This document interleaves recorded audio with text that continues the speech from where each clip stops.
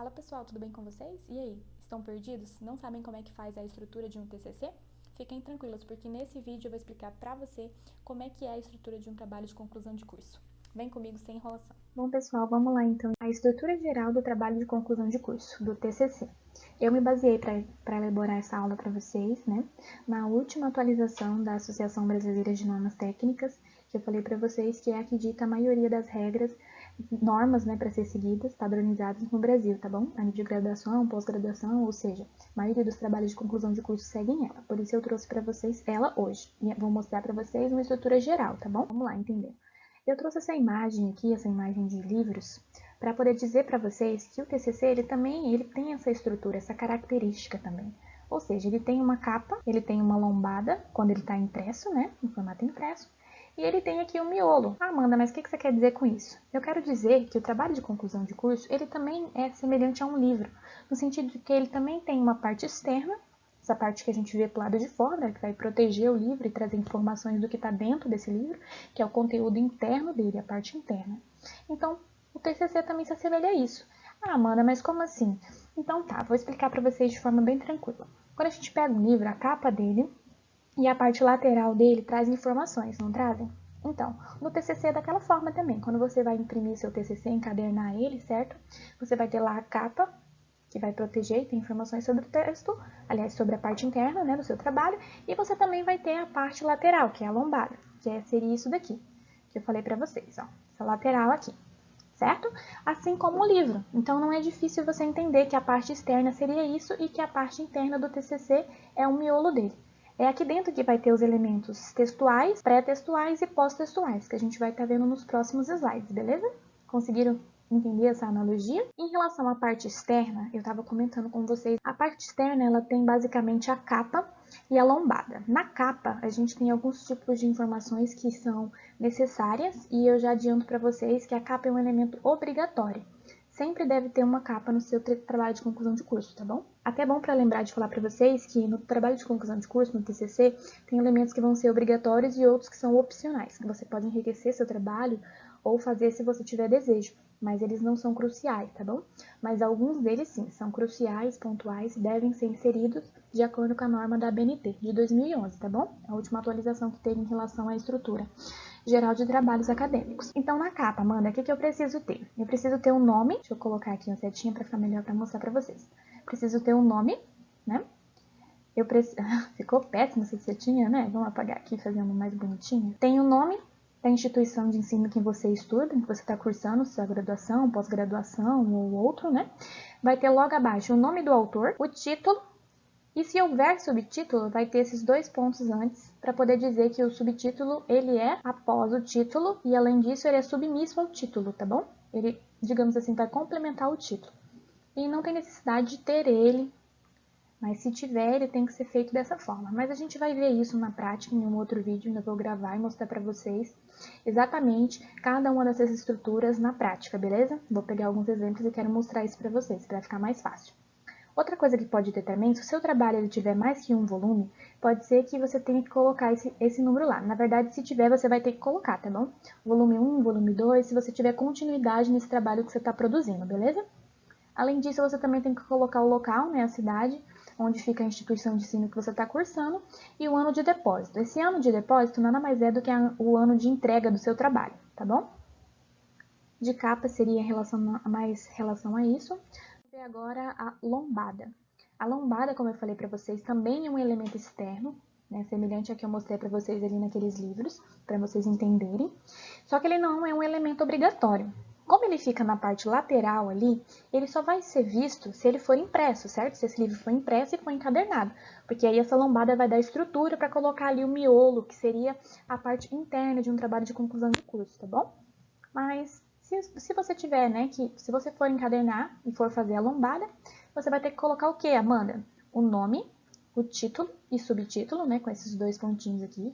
E eu vou estar explicando melhor isso para vocês na parte de formatação, fazendo vídeos específicos em relação a isso. Não se preocupem, é só para vocês realmente conhecerem aqui a estrutura geral de um trabalho de conclusão de curso, tá bom? Você também vai colocar o grau pretendido que a pessoa quer entregando aquele trabalho, ou seja, se essa pessoa estiver aqui entregando uma dissertação, ela está fazendo um mestrado, certo? Se a pessoa estiver fazendo aqui um doutorado, na verdade ela vai entregar aqui uma tese para defender seu doutorado. Enfim, ela vai ter que colocar o tipo de trabalho que ela vai estar fazendo, tá bom? Tipo, uma dissertação, uma monografia ou uma tese, tá bom? Claro, você também tem que colocar o editor, né? E também o ano de depósito, beleza? Ano de depósito, ano de entrega.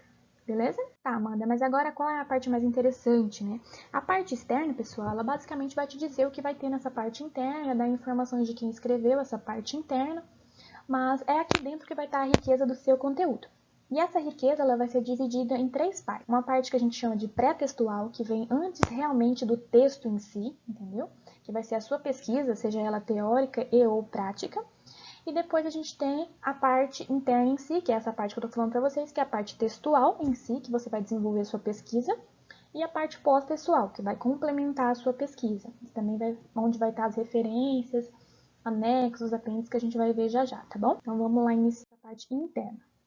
Elementos pré-textuais. Do que a gente tem de elementos pré-textuais? Os elementos pré-textuais, eles são dispostos dessa maneira, de fora para dentro. Você abriu um livro ali, de fora para dentro, o que você encontraria se você usasse todos eles? Porque lembrando que tem os elementos obrigatórios e tem os elementos não obrigatórios. E eu vou estar falando de cada um deles aqui para vocês, beleza? Tá. Todos os elementos que estão com asterisco são elementos opcionais, tá?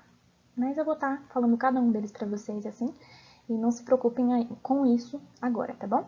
Então, de fora para dentro a gente tem o quê? A gente teria a folha de rosto, a gente vai ver, o verso da folha de rosto, onde tem a catalogação, a errata, folha de aprovação, dedicatória, agradecimentos, epígrafe, resumo na língua estrangeira, que no caso aqui é em inglês, né, pois está abstract, as listas, ilustrações, siglas, símbolos, a gente vai ver melhor, e o sumário, que é o último elemento antes de iniciar em si a parte que é realmente a discussão do seu trabalho, né? Que está ali a parte textual em si, tá bom? Tá, eu vou passar um pouquinho por cada uma dessas estruturas, mas lembrando que eu quero fazer um vídeo com vocês, onde eu vou mostrar trabalhos realmente na prática, e vou estar mostrando para vocês exatamente onde fica cada um desses elementos.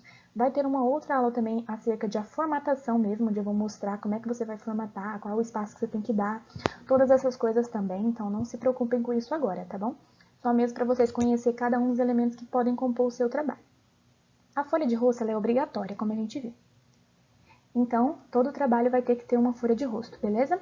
Ah, Amanda, então o que eu preciso colocar nessa folha de rosto? Ela vai ter que ter um nome do autor, né? Logo assim, em cima. E a disposição é essa mesmo, de cima para baixo, quando você vai escrever na folha, tá? Depois você vai colocar o título do seu trabalho e o subtítulo, né? Se houver. O volume é a mesma coisa, se houver mais que um, você coloca o número do volume que você está escrevendo. A natureza do trabalho, e isso daqui é uma pequena descrição que você vai fazer do tipo de trabalho que você está fazendo, qual o objetivo que você tem, é pretendido o quê? Está fazendo uma monografia para pretender terminar um curso de graduação em medicina, ou um curso de graduação em pedagogia, por exemplo, entendeu? A instituição de ensino que você está tentando fazer isso também, tá bom? Na verdade, a instituição de ensino que você está fazendo o trabalho. Orientador, você também deve colocar, tá bom? Quem é o seu orientador, logo abaixo. A cidade, o ano de depósito, que é o ano de entrega daquilo que você está fazendo, e no verso vai ter a catalogação da publicação. Essa catalogação é geralmente aquela parte, sabe, que a gente pega nos artigos, nos livros, onde a gente pega lá a referência bibliográfica que já está meio prontinha. Mas eu vou mostrar isso aqui na prática, vai ficar mais claro para vocês, porque assim falando ficaria complicado eu te explicar. Bom, a errata, ela é um elemento opcional, obviamente, porque ela só vai existir se você errar e tiver que corrigir algo. Então você vai redigir uma errata. E a gente vai ter vídeos mais pra frente também explicando exatamente como é que se faz uma errata em caso de necessidade, né? Logo após, a gente tem a folha de aprovação, que é um elemento também obrigatório, tá, pessoal? E ele é meio semelhante com a folha de rosto, tá? Na verdade, tem algumas peculiaridades, mas é semelhante no sentido de que alguns componentes deles são comuns também, a folha de rosto, tá? São eles o nome do autor, título e subtítulo, se houver o subtítulo, a natureza, que é aquilo mesmo que eu expliquei para vocês, uma pequena descrição de qual é esse tipo de trabalho, é uma monografia, e a gente está aprendendo a fazer o quê? A gente está aprendendo a fazer isso para poder alcançar um curso de pós-graduação em Y, tipo de pós-graduação, entendeu? E também a instituição de ensino que você está fazendo isso, tá? Logo após, a data de aprovação, que obviamente só vai ser preenchida, assim como as assinaturas da banca, quando for aprovado, tá? A banca, sobre a banca, o que você precisa colocar sobre as pessoas que vão te avaliar lá na banca? O nome dessa pessoa, a titulação, vai ter lá, né, nessa folha, um espaço para assinatura, a instituição a que essas pessoas trabalham. O seu orientador é da sua instituição, né, mas pode ser que você tenha co-orientadores de outros locais e tenha chamado ele para compor sua banca, não sei. Vamos lá, então. Fiquem tranquilos, pessoal. Mais uma vez, eu vou fazer uma parte prática mostrando cada um desses elementos para que vocês não fiquem confusos, tá? Dedicatória. Então, em relação à dedicatória, o que a gente pode falar? A dedicatória, pessoal, ela é opcional, assim como, por isso eu coloquei junto o agradecimento e o epígrafe, tá? São elementos que você pode fazer se você desejar. A dedicatória é para você dedicar a alguém, a um professor que te ajudou a fazer isso, ou mesmo a sua família, a Deus. Isso daqui é você mesmo que vai decidir, tá bom? A gente vai mostrar também depois separadamente como é que se faz uma dedicatória, caso vocês tenham desejo de fazer isso, tá? Os agradecimentos é uma parte onde você literalmente vai agradecer a quem colaborou para a construção do seu trabalho, tá? E a epígrafe é onde você pode fazer aqui uma citação de algum autor que foi muito importante para a sua construção, ou alguma frase, alguma construção que você acha que te toca muito, que faz parte de você, e você quer enriquecer isso com o seu trabalho, no seu trabalho. Então você coloca, tá bom? São elementos opcionais. E agora a gente está falando de dois elementos que são obrigatórios, tá? São eles: o resumo e o resumo de novo, só que em outra língua. Amanda, como assim um resumo de novo, só que em outra língua? Sim. Segundo a ABNT, a gente tem que fazer um resumo do nosso trabalho e a gente vai aprender exatamente como fazer um resumo excelente, tá bom? Na nossa língua nativa, que no caso aqui no Brasil é o português, você redige um resumo em português e depois, logo depois, na próxima página, você vai redigir um resumo na língua inglesa, no caso, que é a que se prefere aqui no Brasil, tá? Mas a gente fala em outro tipo de língua, uma língua estrangeira. Aqui no Brasil a gente rediz em inglês, né? Por isso está aqui o abstract, tá? Seria em inglês a palavra resumo. Outra coisa que pode ter também, se o seu texto for muito rico de imagens, de figuras, fluxogramas e outras coisas, muitas siglas, for um trabalho muito grande, cheio de símbolos, tabelas, etc., você vai precisar fazer listas, né? Listas para você conseguir dispor isso de acordo com o que foi trabalhado no seu trabalho e fazer algo mais organizado. Mas como assim, Amanda? Elas também são opcionais, tá, pessoal? Muitas vezes não é necessário, mas dependendo da quantidade que tiver disso aqui no seu trabalho, você vai ter que fazer para ficar algo mais organizado, tá? Até para facilitar, por exemplo, se a pessoa quiser só achar uma tabela que está lá no seu trabalho, ela só vai lá e já vai ver certinho que página isso vai estar, tá bom? As listas podem ter listas e elas são dispostas nessa ordem, se todas elas existirem, tá bom? De cima para baixo aqui. As listas de ilustrações. Amanda, o que é ilustração? Ilustração são fotografias, mapas, esquemas, fluxogramas e etc, tá bom? E se tiver muitos desses elementos, você vai ter que fazer listas de ilustrações separadas. Então, uma lista de ilustração para fotografia, uma lista de ilustração para esquema, uma lista de ilustração para fluxograma, entenderam? Isso se tiver bastante no seu trabalho, então vai variar, tá?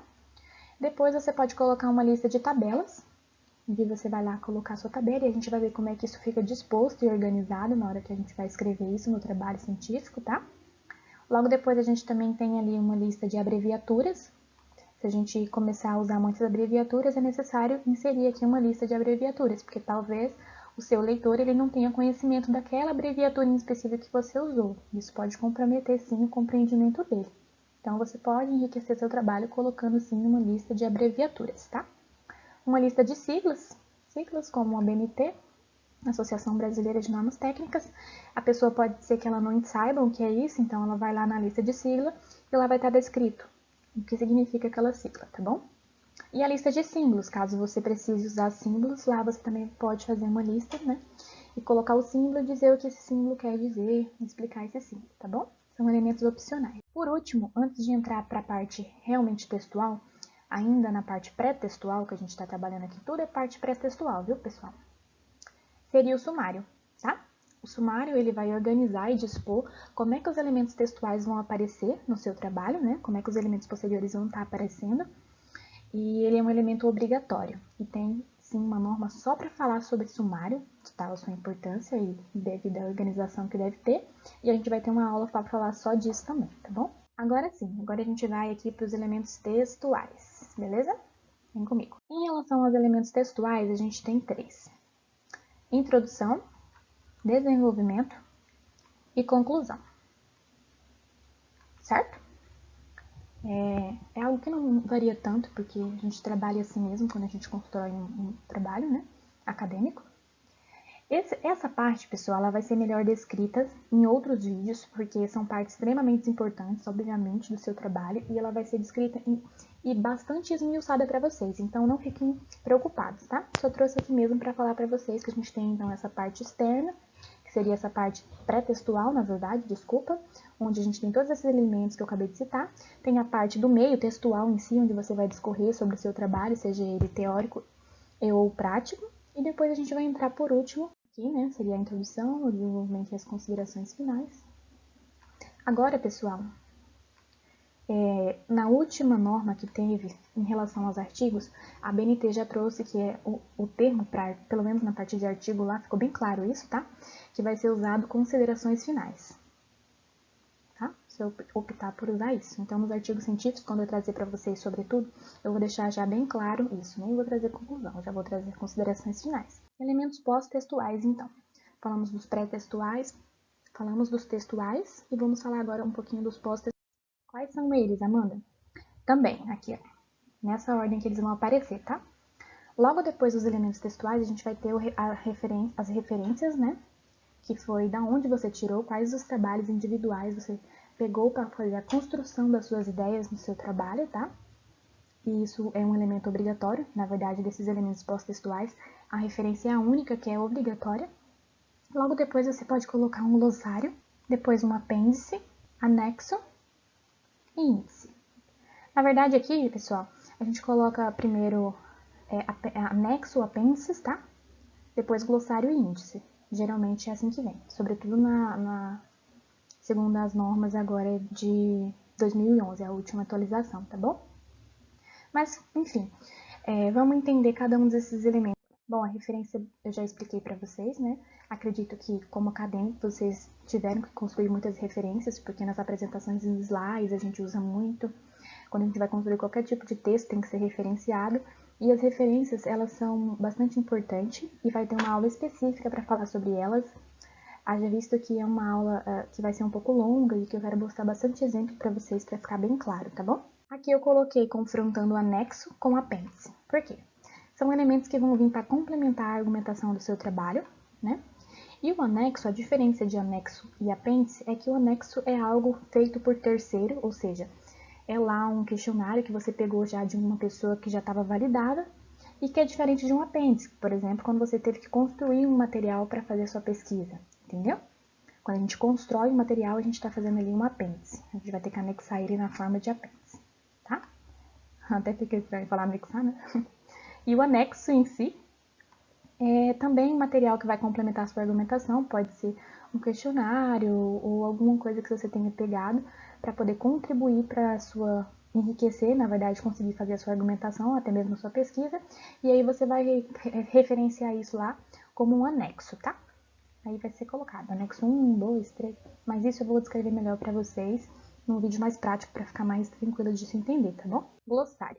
Bom, quando a gente tem muitas palavras ou expressões com sentido obscuro, restritos e difícil de compreender, é legal que a gente coloque um glossário, sobretudo se o nosso trabalho é muito longo, com muitos termos muito diferentes, tá bom? Por quê? Porque a pessoa que está lendo, mais uma vez, ela pode não conhecer esses termos, então o compreendimento dela do seu trabalho no geral pode ficar comprometido. Então é bacana você colocar um glossário lá, e esse glossário vai fazer o quê? Ele vai colocar para você as definições para uma compreensão melhor da pessoa que vai estar lendo, entendeu? Então tem lá uma palavra que ela não conhece e o significado e o sentido dela logo na frente. E o índice, pessoal, vai ser basicamente uma lista que vai ser organizada segundo algum critério, que geralmente vem de acordo com o alfabeto, né?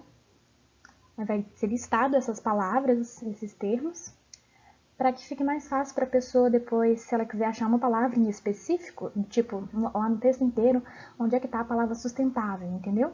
Aí vai estar lá a página e ela consegue ir lá no índice, ver lá onde é que está essas palavras sustentáveis e já ir lá no texto verificar isso para ela mais fácil, entendeu? Bom, eu passei para vocês, pessoal, uma estrutura geral de um trabalho de conclusão de curso. Mas eu gostaria de deixar claro aqui que os trabalhos de conclusão de curso, como a gente viu lá no que é o TCC, eles podem ser do tipo monografia, artigo científico, relatório de estágio, portfólio, e cada um desses trabalhos, eles têm a sua metodologia, o seu tipo para ser seguido, tá bom? Esse aqui é um padrão geral de trabalhos acadêmicos, tá?